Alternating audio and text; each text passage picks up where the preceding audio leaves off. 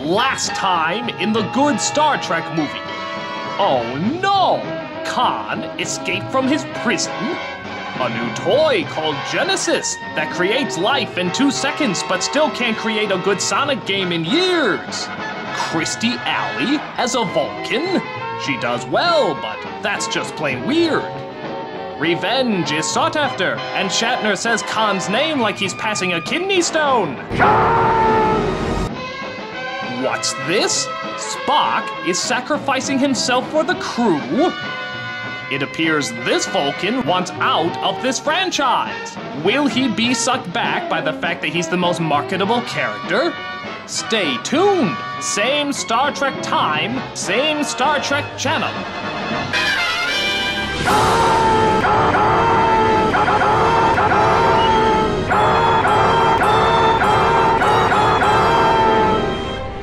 In continuing with Star Trek Month, we now take a look at Star Trek III, The Search for Spock.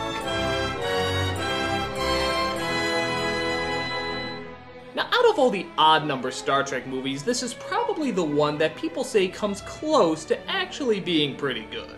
But it still lacks the epic rivalry of 2 or the clever comedy of 4, and so on and so on. Is it worth searching for? Let's find out. This is Star Trek III. So we open up with a recap of the last movie, and we discover a rather effective way to save money on your opening credits. Just play your previous movie backwards. Yeah, who needs big special effects when you can simply push the rewind button on your last film? We then cut to Kirk, who is still shaken by the loss of his Vulcan buddy. With most of our battle damage repaired, we're almost home. Yet I feel uneasy. And I wonder why. Well, it's either the bean burrito that might be giving you indigestion or the fact that your best friend just died. I don't know, maybe it's the burrito. A hero's welcome, son, is that what you like? Well, God knows it should be.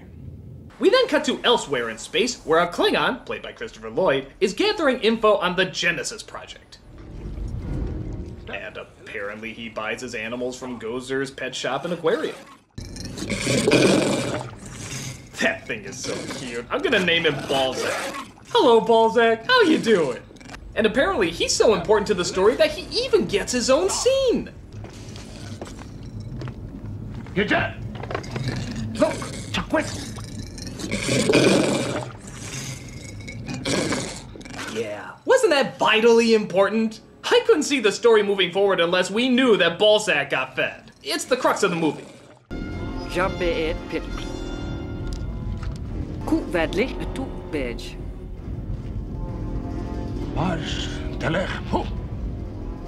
Ich lach Joey. Jayad. Tree, da. Kapla Joey.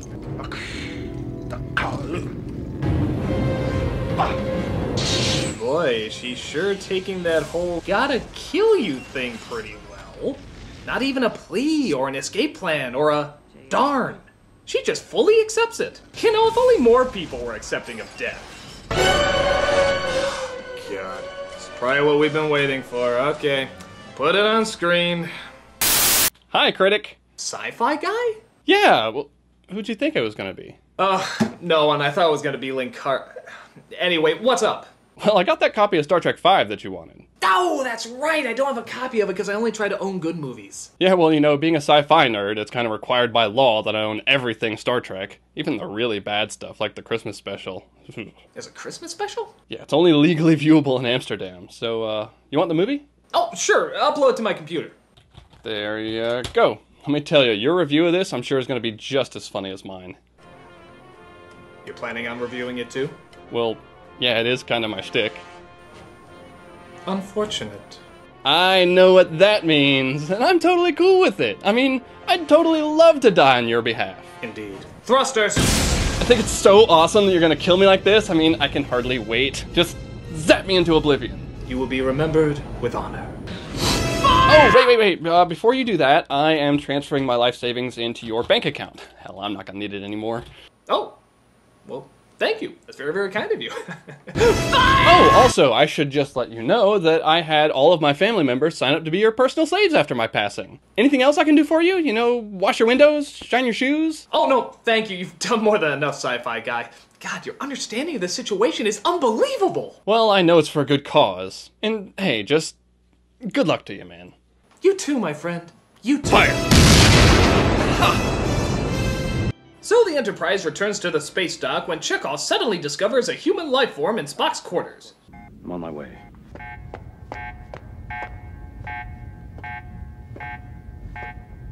Lord knows the security team doesn't go in first. It's too scary. They're only dressed for in case a 1940s football game breaks out. But it turns out it's Dr. McCoy, who is actually convinced that he himself is Spock. Help me, Jim. Take me home. Bones, we are. We are home. Then perhaps it's not too late. You can still stop me from saying yes to Transformers 3. Uhura, get the medics down here. As developed by Doctors Carroll and David Marcus, Genesis, simply put, is life from lifelessness. Speak. Impressive. Oh my god, is that John Larroquette? It is! John Larroquette is a Klingon on Star Trek! I surprisingly have little material for that. John Larroquette as a Klingon? What the hell am I supposed to do with John Larroquette as a Klingon? I mean, it's strange enough to notice, but doesn't really lead its way to many comedic possibilities. I'm kinda stuck. Here's a triple in Night Court. Oh, I'm hurt. Oh, I'm offended. What do you want? It's the best I can work with. Meanwhile, Kirk is visited by Spock's father, who isn't too happy. Why did you leave him on Genesis? Spock trusted you, and you denied him his future. Well, he wanted out of the franchise. He made no request of me. He would not have spoken of it openly. Bring that which he gave you, his Katra, his living spirit. Then how is Kirk, I must have your thoughts. So he does a mind meld with Kirk, but doesn't find the answers he's looking for.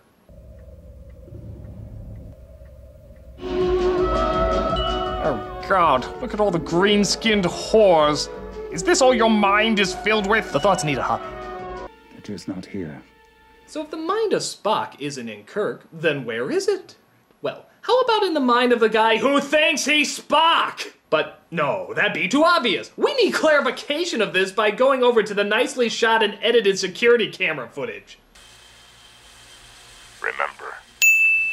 So McCoy finds he's of two minds on everything, but he figures a good old journey to the bar will shut up those voices in his head. Oh yeah, fuck Call of Duty. These are the games of the future! Take a look, it's like seeing what will come. To your planet, welcome. I here am new. I name not important. You seek I. Message received. Are you hitting on me? How much and how soon? How much is where? It's Genesis. Genesis? You know, maybe you could say your lines a little easier if you stopped imitating the voice of Stitch. It's Genesis. Genesis? Genesis? Ziba! Could I offer you a ride home, Dr. McCoy? Where's the logic in offering me a ride home, you idiot? If I wanted a ride home, would I be trying to charter a space flight? Now I think he just farted. You know, I think this guy's butt is where his mouth should be. I'm not entirely sure. Federation security, sir. You're gonna get a nice long rest, Doctor.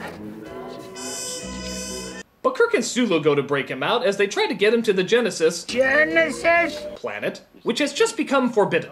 Oh, keeping you busy? Don't get smart, Tiny.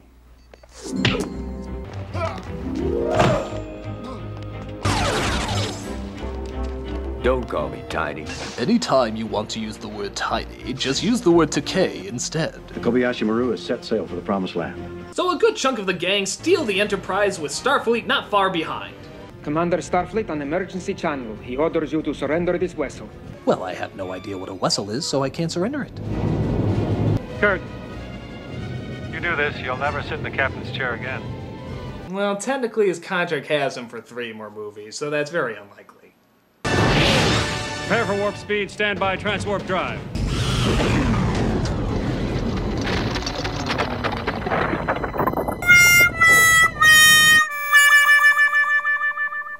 Souvenirs from one surgeon to another. I took them out of her main transwarp computer drive. Ah, yes, and the over-the-top cartoony vehicle sound effect? Well, that was just for laughs. We then cut to the Genesis planet, as Kirk's son David and not Christy Alley look over their Commodore 64 graphics and notice that a life form is down there. So they head on down to check it out. Wabbitwanks. After traveling for a while, they finally come across the life form, which makes no sense when they just beam to his exact location. And they see that the life form is in fact a younger version of Spock, with no memories and no means of speech. Kind of like Courtney Love after a few drinks. But then the evil Klingons come in to ruin the day. Aka, Dosh. Come on, pull. Jotaner. Now who are we gonna eat? If it's prisoners you want, there are life signs on the planet. Perhaps the very scientists you seek. So the Klingons beam themselves down to the planet where the others are. Several miles away from where the others are. You know, the logic behind teleporters doesn't make much sense. And here's a fun little development. It turns out Spock is going through Pun Far, which Star Trek history suggests that Spock has to mate with something in order to survive. Oh my. Well, this can only mean one sizzling conclusion. Oh yeah. Time to do the Spocker.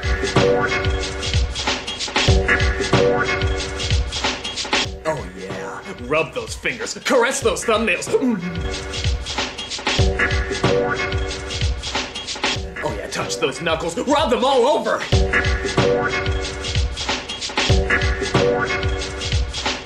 Now rub the inside of her wrist and gently work your way around to it. You know, this isn't very sexy. I mean, is this really all we see? This is Star Trek! We've seen Kirk make out with God knows how many ladies, and yet for Spock, we get sort of this half-assed E.T. sex? I'm sorry, I thought we'd get something more steamy! Spock, when a pretty lady asks you to finger her, this isn't what she means. Yeah, look! Spock! But the Klingon cock blockers come in and ruin the... Oh, let's face it, they didn't ruin anything. I've come a long way for the power of Genesis. Genesis? And what do I find? A weakling human, a Vulcan boy, and a woman. Sounds like the beginning of a joke at a sci-fi con. Federation starship approaching. Bring me up. So Lloyd goes back up to his ship and gets ready for battle. That distortion, see it? Yes, sir. It's getting larger as we close in. Ahwe, Doshibosh, Nech. Have you ever noticed, by the way, that all his Klingon pronunciation is very similar to a cat puking up? Nech.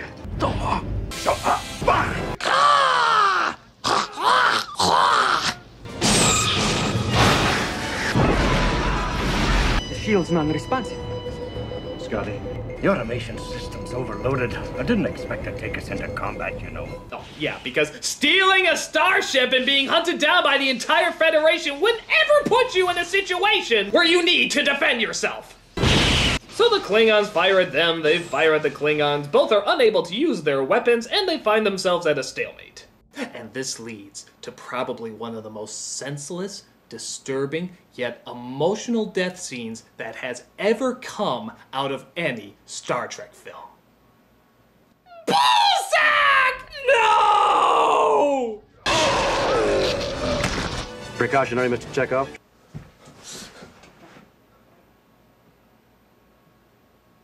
Screenwriting bastards, you killed my ballsack.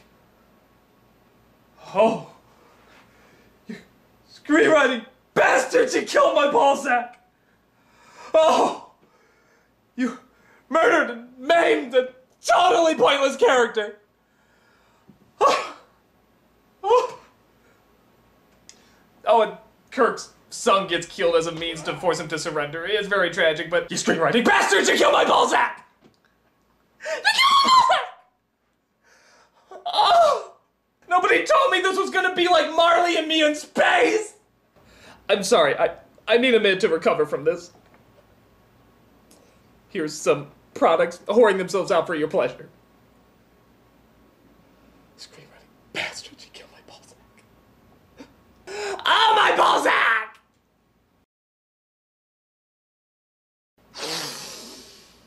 Okay. I think I've recovered.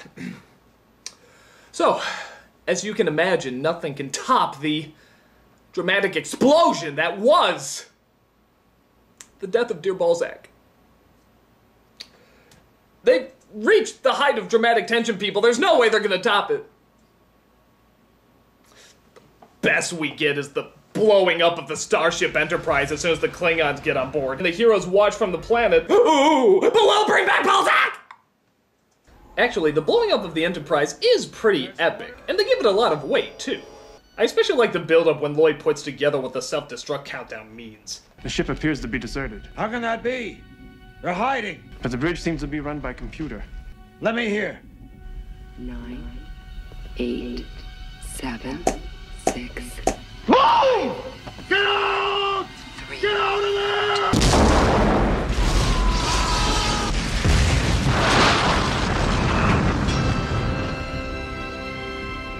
My God, Bones. What have I done? What you had to do. What you always do. Turn death into a fighting chance to live. Could sum up his whole career with that line.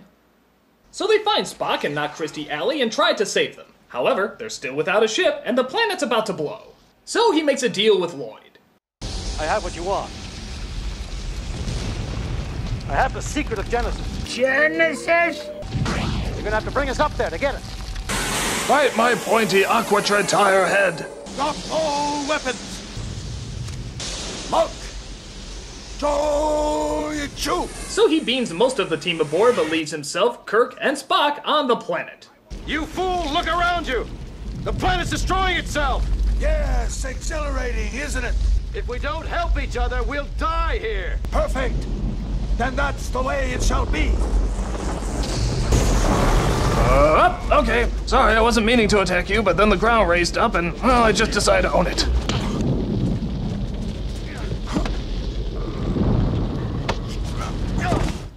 Yeah, I think all the straps on Shatner's girdle would break if he pulled that stunt off. Ooh, all 4 of his balls! So he hangs him off a cliff and finally does him in. I have had enough of you! I was frozen to... They take control of the Klingon ship and take Spock home to the planet of Vulcan. There, on a Siegfried and Roy stage, they talk about making the transition from McCoy's mind back into Spock's. What you seek has not been done since ages past, and then only in legend. Your request is not logical. Forgive me, Jalal. My logic is uncertain where my son is concerned. Well, I guess the all logic-based society says logic only holds weight some of the time, and they decide to do the transition. Spock wakes up okay and walks around in a robe from a spa. I have been, and ever shall be, your friend. Yes. The ship. Out of danger. You saved the ship. I blew it up later, but eh. Jim. Your name is Jim. So Spock gets his memory back, Takei cops a feel, and we're not so subtly told the adventure continues. For the needs of the franchise outweigh the needs of not kicking a dead horse. So that's Star Trek III, The Search for Spock, and honestly, I don't think it's that bad. I mean, okay, it's not as good as some of the others, and it does drag at times, but it's still got some big death scenes, some strong moments, and it does feel very operatic at times. I think the major thing missing is that it needed a villain along the lines of Khan to really complete it, and even though Lloyd is a lot of fun, and he's a pretty good bad guy, character is just sort of a one-note nut. I think a really strong rivalry would have made it a lot more epic. Overall, though, I think it's still pretty good. I can see how others may find it boring, but I think the strong stuff still stands out. It's not the best, but it's got enough good moments. And just as the adventure continues, so does Star Trek Month. I'm the Nostalgia Critic guy, remember? So you don't have to.